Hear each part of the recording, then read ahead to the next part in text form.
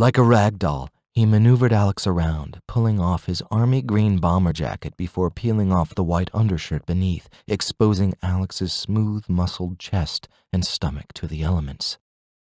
Then he went to take off Alex's boots and socks before moving up to his cargo pants.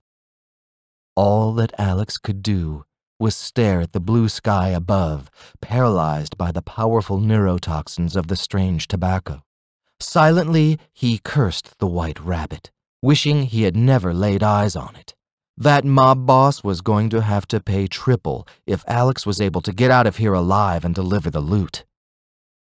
Soon, Alex was completely naked and dreading what was to come. He had never had sex with another man before. While he wasn't a homophobe, the thought of gay sex still wasn't particularly appealing.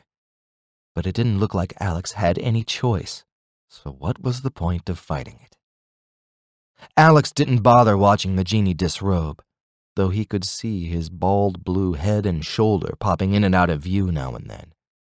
There wasn't much for the genie to take off, just the golden embroidered vest and some red waistband thing that separated his physical body from the apparition part that snaked down into the lamp. Alex wondered if the genie even had anything below that, but tried not to think about it too much. "Are you ready?" the genie asked, looming over Alex. Would it matter if I said no? He tried to scowl. The genie laughed briefly. "No, it wouldn't." "Then get on with it. I need to get to this demon of hearts." "He's a very long way away. You should relax and enjoy all that Wonderland has to offer. It has stolen you. You no longer possess yourself."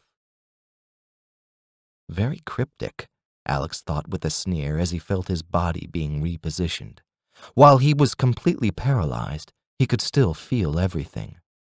The genie released him momentarily, and Alex could see the genie's arm making a jerking motion, probably warming himself up.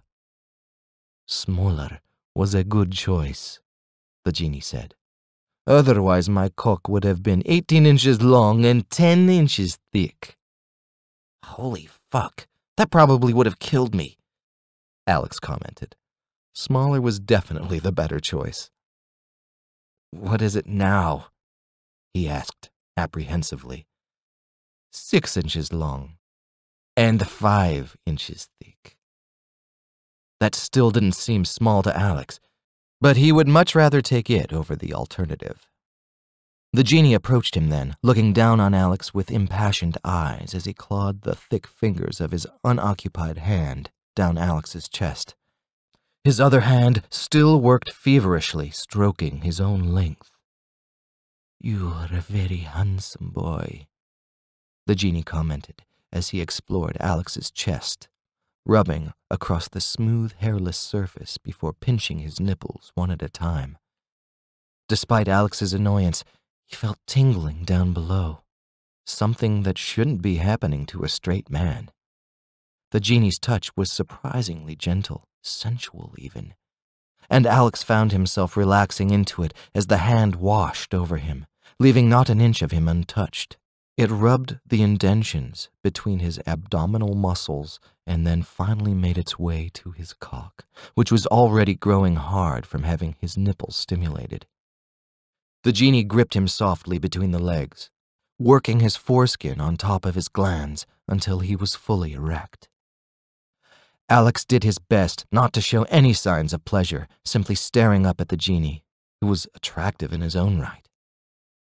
He was much more muscular than Alex, thick like a bodybuilder, with a clean-shaven head, eyes as black as a crow, and a well-kept goatee.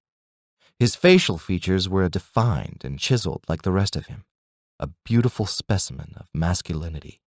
The genie leaned over, and Alex thought to pull away, but couldn't. Soon, the genie's lips were enveloping his, kissing him vigorously. Alex's mouth was the only part of him that could move, and while he wanted to shut the genie out, he realized that it was in his best interest to let the genie have his way.